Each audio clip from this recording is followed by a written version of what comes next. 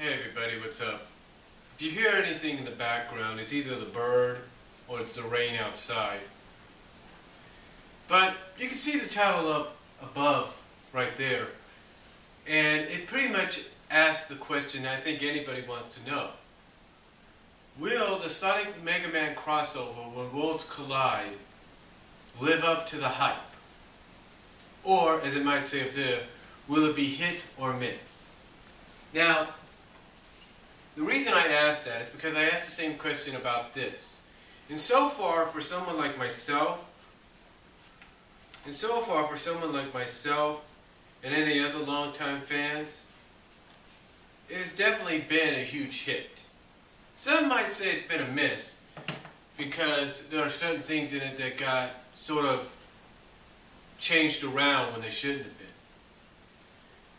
But again, the question is, just like I asked with this, and I'm going to ask with you guys, will the Sonic Mega Man crossover When Worlds Collide, will it be hit or miss? Will it live up to its hype as well? Well, this has lived up so far, in my opinion, to the hype. And to me, again, like I said, this here encyclopedia has definitely been a hit. But now the question is, will Worlds Collide be a hit? Will they be the hit that Archie Comics, Ian Flynn, Sega, and Capcom are looking for? Now, the obvious question is the obvious answer to the question right now is we have no idea. Now, that's a good answer. But if you want to kind of look more into the history of crossovers, like the Sonic and Mega Man one, you got to ask yourself, how is it structured? First, you got to ask yourself, you got to ask yourself a few questions basically on how you know it's going to be hit or miss. You got to say to yourself, well, how is the miniseries structured? How is this crossover event structured? Well, just like with any comics that do crossovers like this, the crossover is being spanned through 4 different issues. 4 different issues of each comic. But here's the thing that many longtime fans of comic books may recognize. Now, several preview covers for the crossover has been released. 250 for Sonic the Hedgehog and 51 for Universe. Now here's the unique perspective about that. Issue 250 is part 3. Issue 51, or whatever, not 51, yeah, I guess 51. Issue 51 is part 2. So it kind of tells you that a Mega Man issue is going to be part 1 of the entire crossover. That's right. One of the Mega Man issues going into next year, going into this, is going to be part 1 of this 12-part arc, this 12-part crossover. Now you might say to yourself, well, that doesn't make sense. If they're going to do a crossover, they should at least limit it to 1 book or at least 2 books. That is true. That is true, but again, if you're a longtime fan of comic books, you kind of get an understanding that this isn't the first time a crossover event has spanned multiple books. I mean, Marvel and DC have been doing it for years. Archie Comics have done it before. When Archie Comics had the license to the Ninja Turtle Adventure Comics, they also, at the same time when another crossover was happening, they also did a sort of a multi-issue crossover between the Ninja Turtles comic and Mighty Mutant Owls. They did that. And the 4 issues came together as one big kind of like poster. Like if you were to frame each issue, hang it up on the wall, it'd be one big poster. How do I know? Let's see. I have all 4. But anyway, the point I'm trying to make is, yes, I agree with anybody watching that they should probably limit it to where at least it's like one issue or two issues, so it's not confusing. Because honestly, not many people are going to want to go out and buy and subscribe to Mega Man for, let's say, 6 issues, or 6 for a whole year, just because of that. No, what they're going to do is probably what I'm going to do. They're probably going to go to places like Mile High Comics, go online and say, I want this issue of Mega Man, I want that issue of Mega Man, that issue, that issue. I'm going to, basically, you're going to want to look at all the issues that are being contrasted. You can, I actually talk about this in another video, which you can find down here on my channel. And you can look it up online as well, I think at tSSZ.com.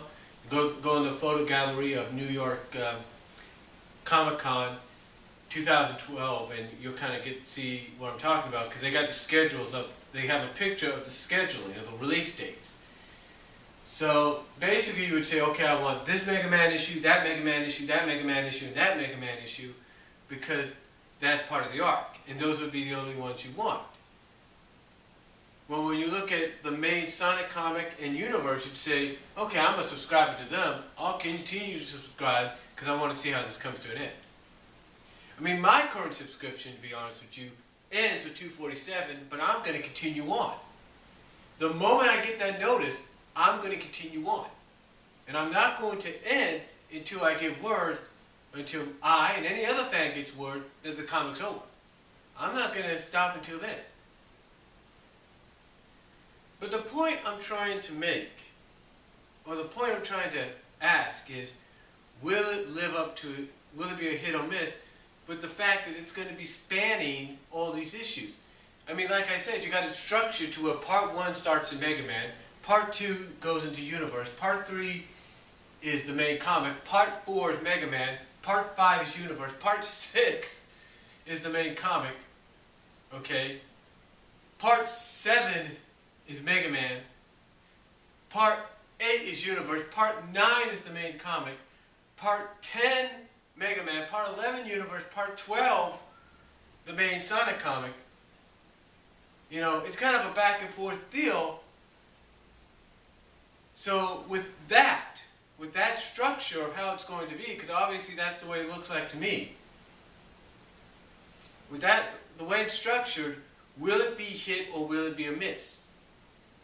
Now, some people have come out, they have said that they don't, some have, well, hold on for a second, I gotta get some coffee in my system to kind of get the thinking here.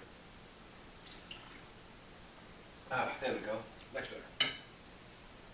But some have actually come out and kind of been critical about it, basically saying that, you know, the crossover isn't really necessary at this moment in time.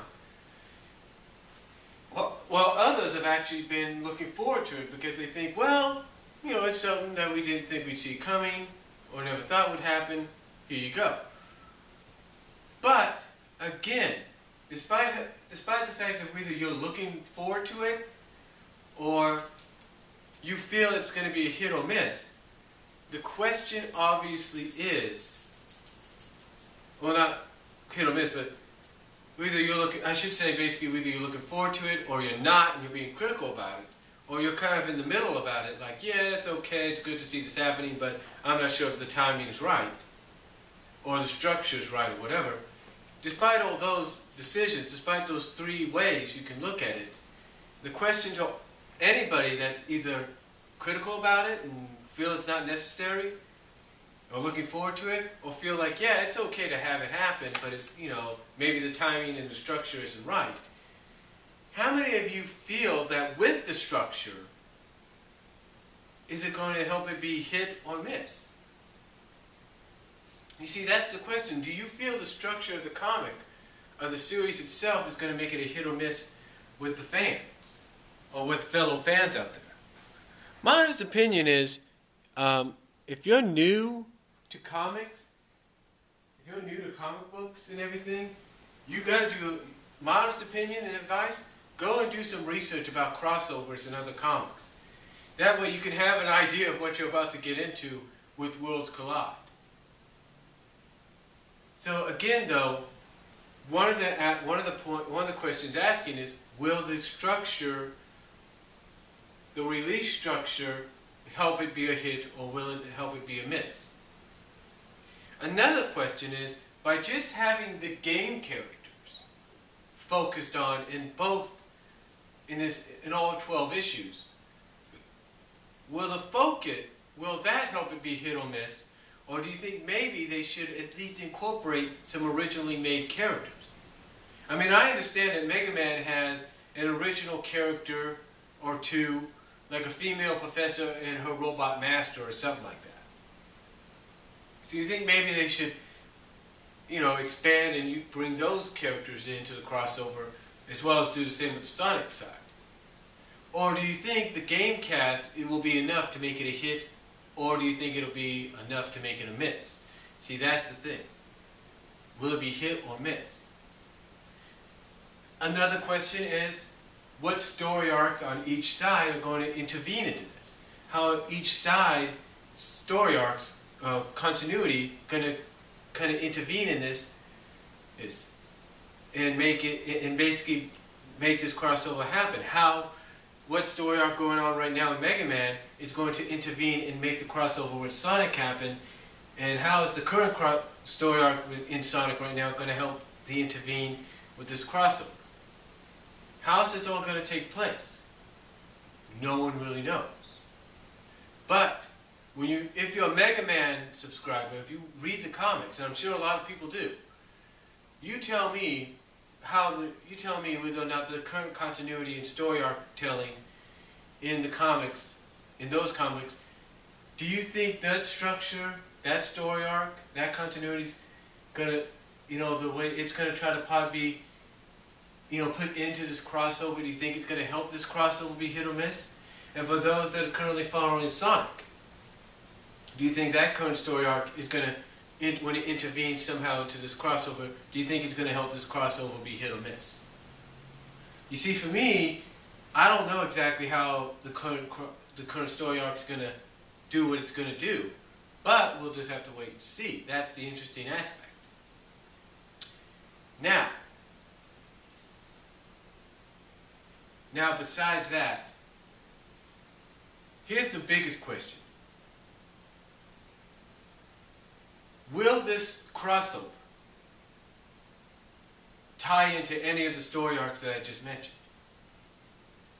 Or will this be a one-shot deal, like another time, another place situation? And so basically the question is, if it's another place, another time situation, will that help make this crossover hit or miss?